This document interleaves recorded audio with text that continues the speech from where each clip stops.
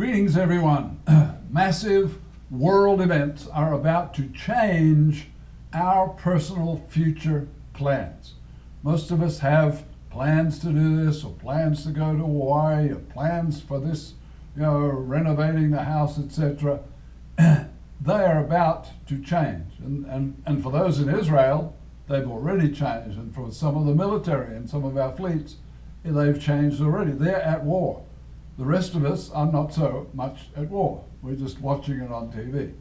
COVID came and life plans got totally changed for most people on the planet, one way or the other. Now, on TV, World War III is a hot topic. Now, by that, most people are talking about World War III being a nuclear war between Russia, America, and China, is what most people think it is. God of the Bible shows that World War III isn't a nuclear war. It's actually a ground war where Arab nations get captured, which sounds ridiculous. It's like, we've done all that capturing of Arab nations, and we withdrew, and we're done with that. We don't want to do that anymore. God says it's going to happen again. No one in the news media thinks that all these Arab nations could get captured, but God says, yes, they will. And we'll see that in a minute. Those who trust and believe the Bible will want to take a long, serious look at what God says will surely happen. And we look first in Daniel 11, verse 41, says, "He also shall enter the glorious land," that means the land of Israel, and, same breath, same sentence, same verse, "and many countries shall be overthrown." Well, okay, what's going on there? Verse 40, excuse me, shows that these many Arab countries will be overthrown in the end time, the times just shortly before the coming of Christ, right, and before the tribulation.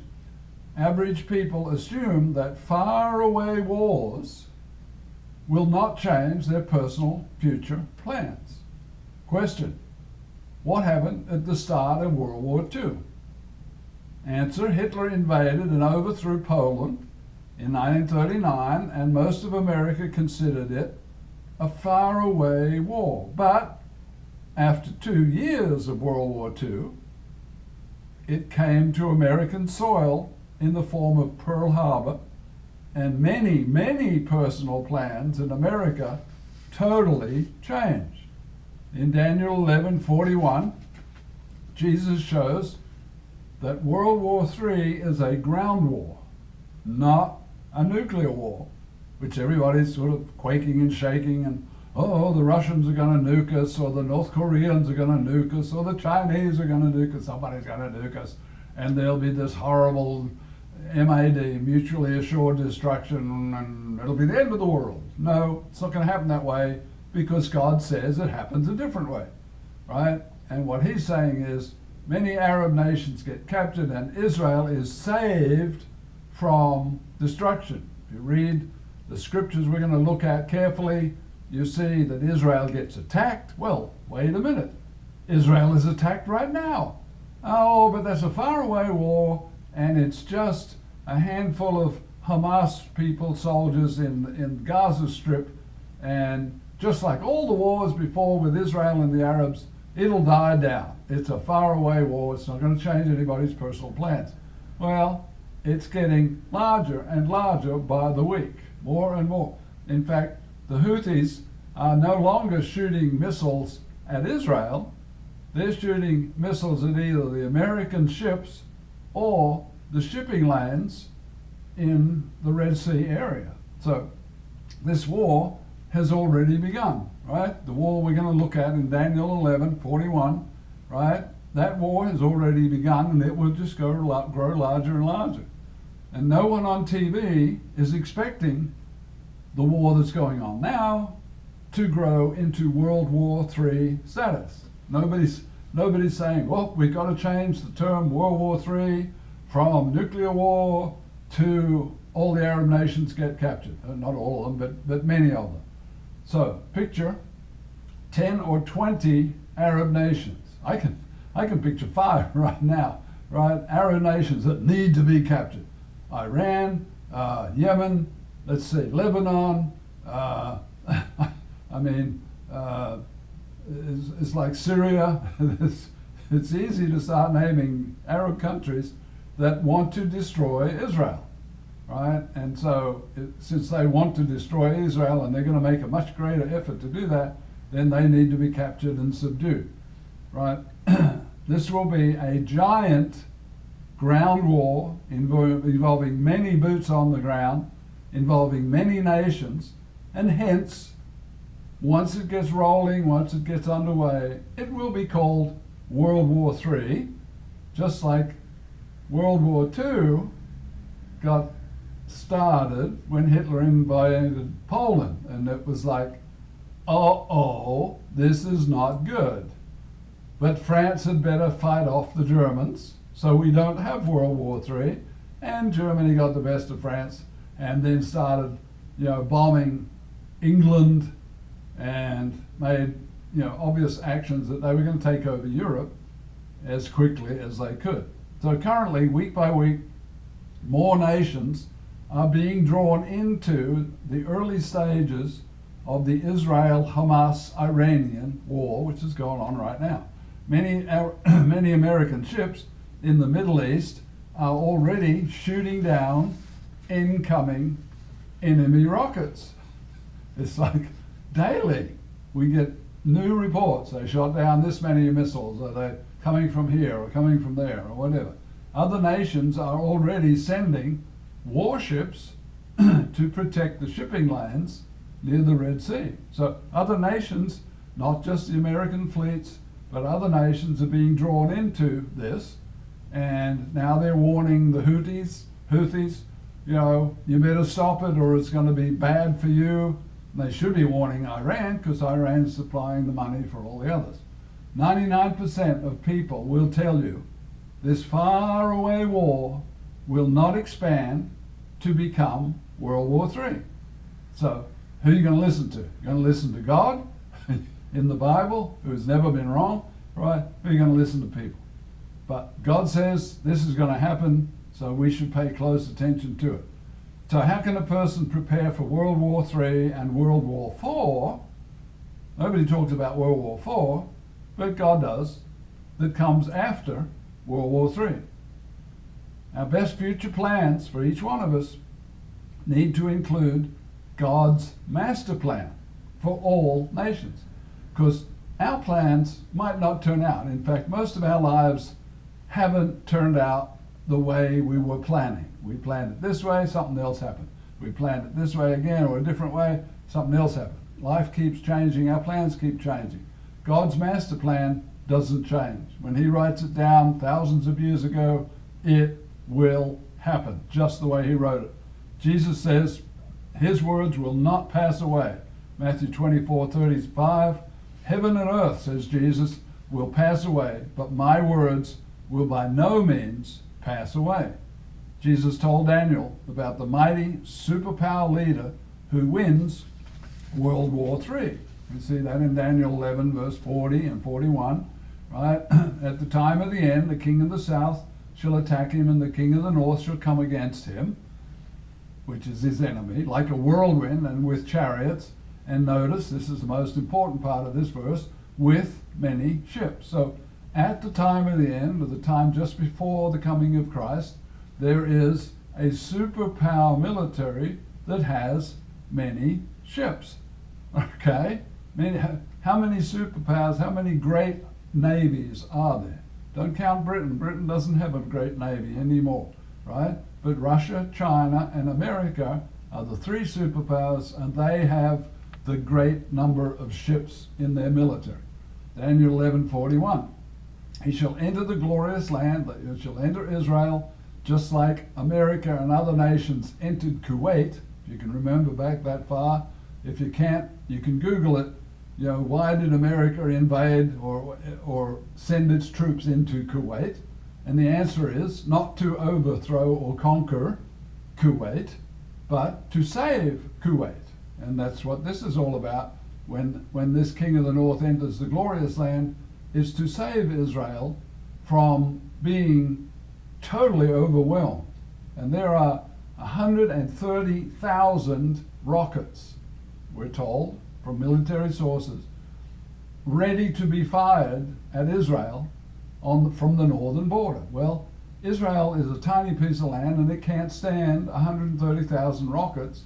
It can't even stand like 100 rockets all being fired at once, because the Iron Dome system gets overburdened and can't keep up if too many rockets are all fired at once. Works great as long as the number of rockets incoming are not a super great number, right? Question: which countries get overthrown? All right. The next two verses in Daniel 11 reveal three of the many countries to be overthrown. Daniel 11:42, he shall stretch out his hand against the many countries, and the land of Egypt shall not escape. That's one of the Arab nations that's going to be captured. Egypt is used to show the full meaning of the term overthrown. What do you mean overthrown? Is that just some Old Testament? That's in the Old Testament. So what does that mean? What does overthrown mean? Verse 43 explains what overthrow means. And he shall have power over the treasures of gold and silver, and over all the precious things of Egypt, and the Libyans and the Ethiopians. So now we have the name of three, Libya, Ethiopia, and Egypt, three of the many Arab nations, right, who are going to be involved in this. Now, each day when we turn on the TV news, we see Daniel 11:41 to 43 playing out before our eyes. We haven't seen Egypt captured. We're working towards that. We haven't seen Israel entered by a superpower with many ships. We're working towards that. So as this whole war begins to expand and get worse and include more nations and become more devastating, eventually Israel will get to the point where it is desperate to have outside troops in its land, on its soil, helping defend against an onslaught of Arab nations trying to destroy Israel. In Daniel, we saw a many ships nation. There's only three superpower many ship nations, and Russia and China will never ever go to any effort to save Israel. They're busy with other things, right? So this many ships nation is helping Israel against her Arab enemies. And it's as clear as the day is long, that there are a bunch of Arab nations in close, but then there are more out at a distance, including Iran, Pakistan, other Arab nations. So on TV we're seeing many American warships. This is there. It's like, well, that fits perfectly with Daniel 11. Yes, it does. And God said 2,500 years ago it would happen, and here we are. It is happening. It's happening on a smaller scale because, Israel hasn't been entered. Many nations haven't been overthrown. In fact, no nations have been overthrown by the many ships superpower. But it's coming. If you compare Daniel 11:41 with the TV news, it is clear that World War III of Daniel has begun. It's happening now. Now, you can say, well, it'll just die down like all the other Arab wars. No, this one is, the sentiment is so strong. We're seeing riots in the streets of Australia, of England, of America, of people wanting the destruction of Israel. Iran is committing and is committed to the death of America and the death of Israel. They shout it, they sing it, they chant it, death to America and death to Israel. Most people's plans have not changed much since October the 7th. Now, if you were in Israel, your plans changed very much, right? But most people, their plans haven't changed because the Israel-Arab war, for them, is a far, far away war. Disconnected those who are connected to the US military are seeing their loved ones in harm's way and shooting down deadly weapons of war. They're at war. Their loved ones on naval ships are at war. And their plans are, maybe not so much at home, but now they're writing letters and now they're worried about the safety of their loved ones, so their plans are changing. Iran wants this war to continue, and Iran is pushing hard to make as much progress as possible, pretty much like Russia with Ukraine is pushing hard to make as much progress as possible while we have the current president. And they're pushing hard while Israel has been wanting Israel to be pushed into the sea. That's the whole goal, to get rid of Israel. God uses Daniel 11:41 to show how huge this war becomes and how it ends. Now, how does it end? Did we see that? Yeah, we saw that. It ends by many Arab countries being overthrown. Now, once the many-ship nation adds soldiers inside of Israel, this war will explode. And the end of this war will be many Arab nations captured. And when this war explodes, it will change the personal plans of millions of people. American people, the faraway war won't be so far away anymore. It'll change our plans here in America. Most of the powerful nations of the world will be activated, and their people will be living differently as the war gets larger and larger and involves more and more countries. So far, only a small number of people have had their plans totally changed. Egypt is not expected to, you're not yet captured, right? When you read Daniel 11:42 and 43, it specifically says Egypt gets captured. Okay, so right now, Egypt is not captured. It's just like Egypt was. Well, when you see that captured in your news TV, your news media, you can know God said it and how now it has happened, right? And then you can ask, well, what else does God say is going to happen? And that gets really interesting. So if you've been watching closely, you notice that week by week more and more nations are being drawn into this war, and Iran, the ringleader, is pushing hard as fast as possible to make as much progress as they can. Logic says this war will continue to grow larger. That's just logic, right? That's like, well, wait a minute. Who wants this war to get bigger? Well, most of the Arab nations want it to get bigger until Israel is gone, dead, totally wiped off the map. And then they'll probably go after the great Satan, which is America. Death to America, death to Israel. God says it will capture many Arab nations. When that happens, we will have a full-blown World War III, and by the time all that happens, most people will be calling it World War III. It's like in World War II, it was obvious that Germany was going to go to war and did go to war with Poland and France and neighboring country after neighboring country, and it became as obvious as the nose on your face that it was going to be a European war, which America resisted in joining in until Pearl Harbor. Each person needs to learn about God's master plans for World War III and World War IV, which comes on the heels of World War III, and decide to add God's plans to their own plans. It's like, well, how do we do that? Well, first you learn what God's plans are. The other choice is to only think about our own personal plans and then be disappointed when God's plans override what humans are expecting for their own personal plans.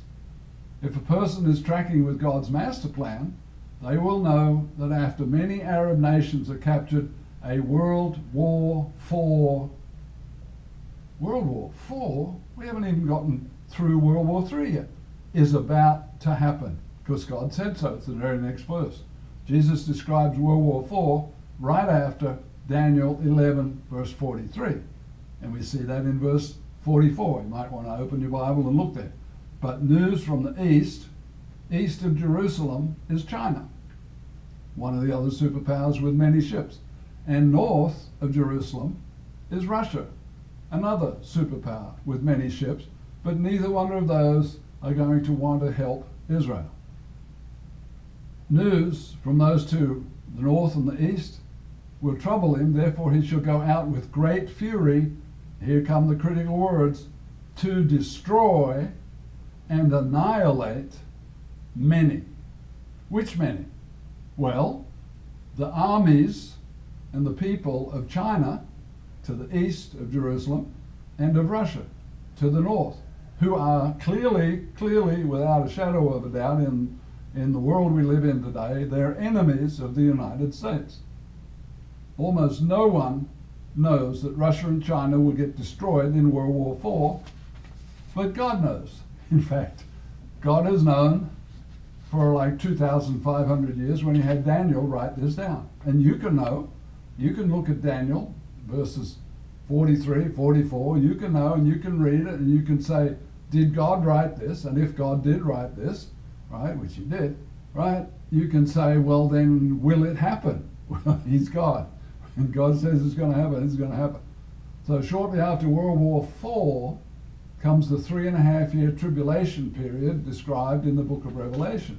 Most people, one way or another, have heard or read or studied the book of Revelation, the 3.5-year tribulation period leading up to the return of Christ.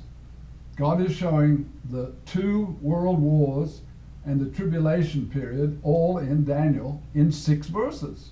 6 simple verses, right? The whole plan is mapped out there for those 3 great wars.